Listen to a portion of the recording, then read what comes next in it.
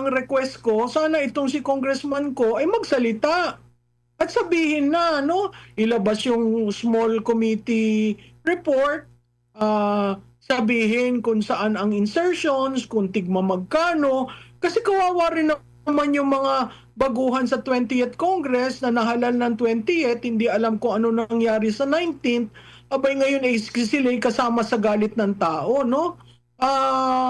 Si Ko lang ang aking pakiwari diyan, hanggang kay Ko lang aabot 'yan. Hindi tataas doon sa pinsan, hindi aabot doon sa palasyo. Pero napakahalaga na ilahad sa publiko yan, anong findings nyo dyan. Kasi oo, yung SunWest may conflict of interest doon, pero hindi lang naman si congressman ko ang contractor legislator. So kung ganun may conflict of interest, abay lahat ng mga contractor legislator mag-declare kayo ng no conflict of interest. Kasi sama-sama sila diyan.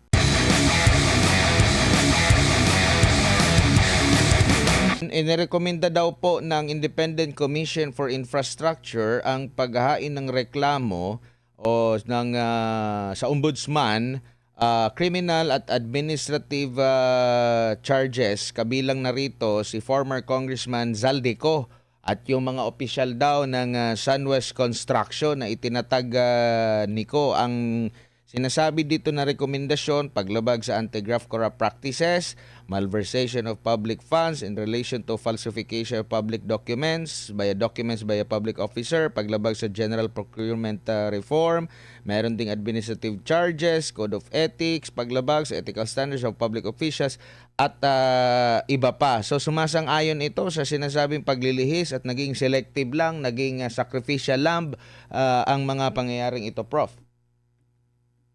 Oo, alam mo yung sagot ni congressman ko, 'di ba sinabi niya hindi lang naman ako ito. Kasi ang desisyon ginawa sa plenaryo. So babalik ulit tayo doon.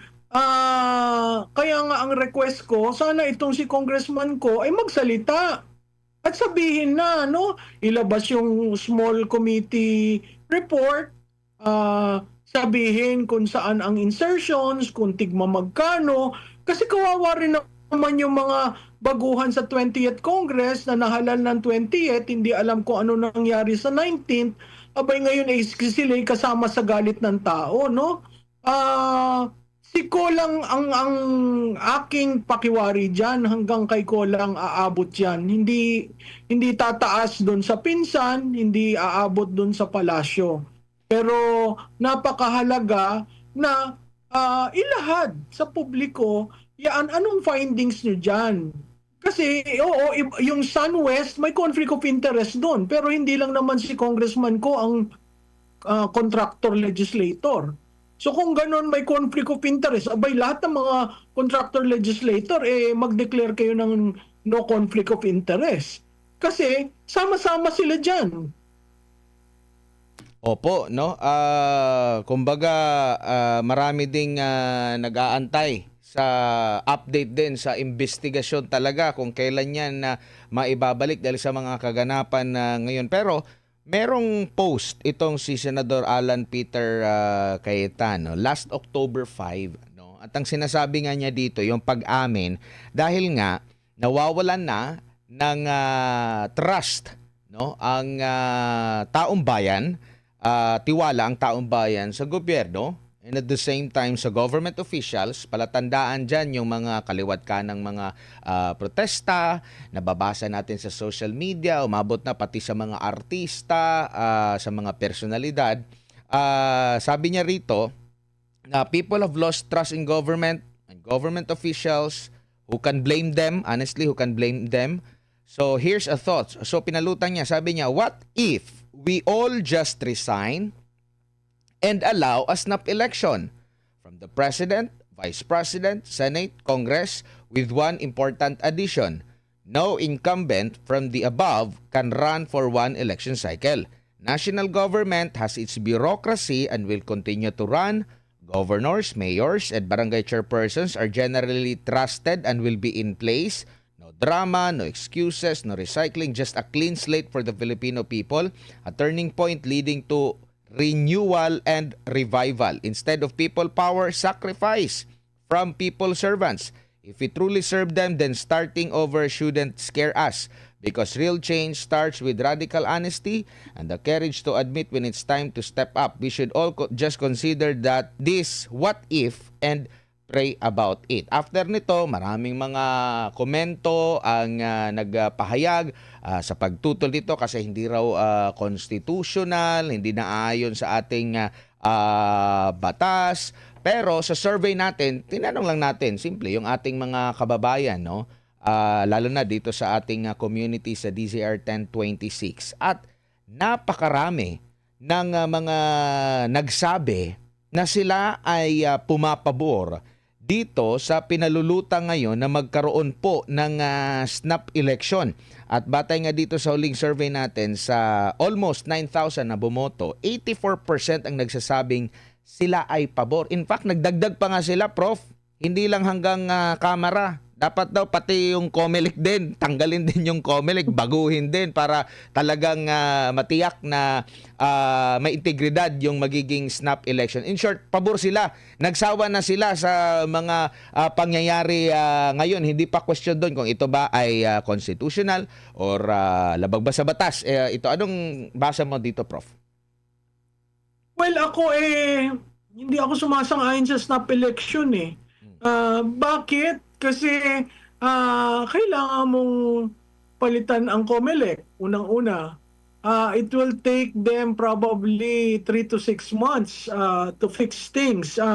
Yung nangyaring snap election sa ating kasaysayan, 3 months lang yun.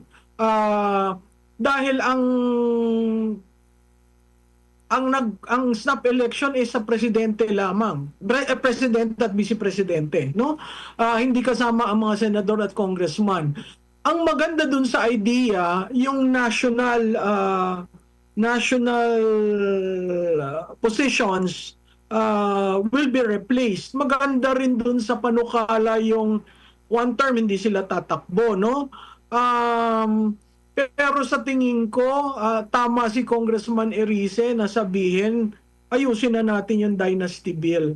Kasi pag titingnan mo nga naman, sa isang probinsya na nagkaroon na bisita lamang ng typhoon, lahat doon, isang pamilya lamang.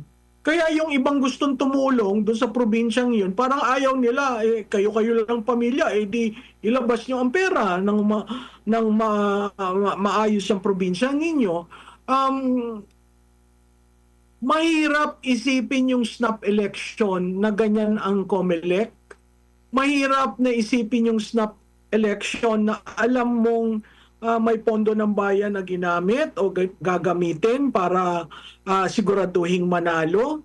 Mas gusto ko pa ang reboot na through the constitutional process na meron tayo. Yung isa kasing sinasabi, hunta, wala naman tayong kasaysayan dyan sa pagkakaroon ng hunta. May mga nagsasabi kasi na walang politiko ang kayang dumisiplina dito sa mga nag-abuso. Tama rin naman yun, no?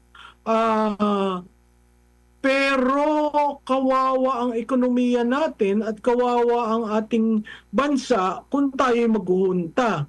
Ang sabi nung iba, hunta lamang tapos ipapasa dun sa duly constituted successor.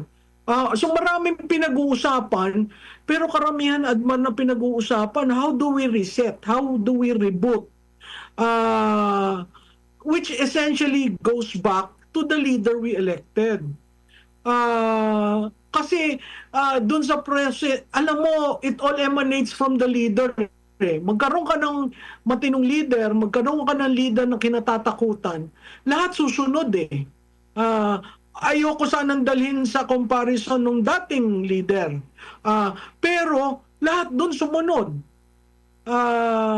Meron sigurong kakaunting mga issues, pero sumunod dahil natatakot, dahil yun ang ginawang imahe ng leader na yun. Ngayon, meron tayong leader na mabait, pero hindi natin alam kung naiintindihan ba niya kung anong nangyayari. Tama ba ang decision making niya o impaired judgment na yan? Makikita mo kasi yung detachment niya sa mga bagay na mahalaga sa Pilipino. So, yung snap election, oo, it's an alternative, pero the devil is always in the details. Opo, pero isa lang ang malinaw siguro dito, Prof. Tama yung sinasabi na nawala na talaga ng tiwalang taong bayan sa gobyerno, sa mga government officials. Pero nakikita nyo ba na inuugalang, parang CPRRD lang na inuugalang din yung puno, titingnan kung ano yung magiging reaction. Kasi makikita mo rin dito na tama nga, no, dapat nga palitan muna, no, pumili tayo kasi nga nandun yung realization na hindi na mapagkakatiwalaan. Pero nakita natin yung iba't ibang mga opinion ukol dito, Prof. Pero Admar, 3 years is too long, and 3 years is already a major delay as far as I'm concerned. Kasi kung nagsimula ka nung umpisa, lahat yan susunod Pero kung 3 years na pabanjing-banjing ka, at kung ano-ano ang mga ginagawa mo, at the same time, you cannot call your cousin to, behave, no? At ang dali niyan sasabihin niya hindi niya alam, ay ang anak niya na andyan, Deputy Majority Leader, ngayon Majority Leader, almost calling the shots, ha? So, nalalaman niya yan, nagtatanong ang anak niya, ang anak naman niya susunod sa kanya, no? So, really, our problem is just one person. Yes, the problem is systemic, but that one person can actually do some reforms if he really wants to pursue reforms. Itong ginagawa niya, yung statement na inalis kasi ang acceptance ng local government alam mo, nag-research ako dyan, wala akong makitang utos ng dating Pangulo na alsin ang acceptance ng local government sa mga projects. Kaya lang naman niya yung ginawa para mapabilis ang build better. Pangalawa, para hindi hino-hostage ng local government ang national projects. At pangatlo, para patibayin ang audit ng COA. So, yung parang sabihin na, na-shock nga ako na inalis yun parang wala naman yata legal basis yung sinasabi niya. By practice siguro, medyo humina kasi gusto niyang mapabilis. Gusto niyang centralize yung BBB. Iba-ibang style sa bawat Pangulo. Ito lamang ang Pangulong ito na first 3 years nagpahinga, tapos nung nagising, gusto niyang guluhin lahat na isinaayos na ng kanyang pinsan, no, at ng mga kasama nito.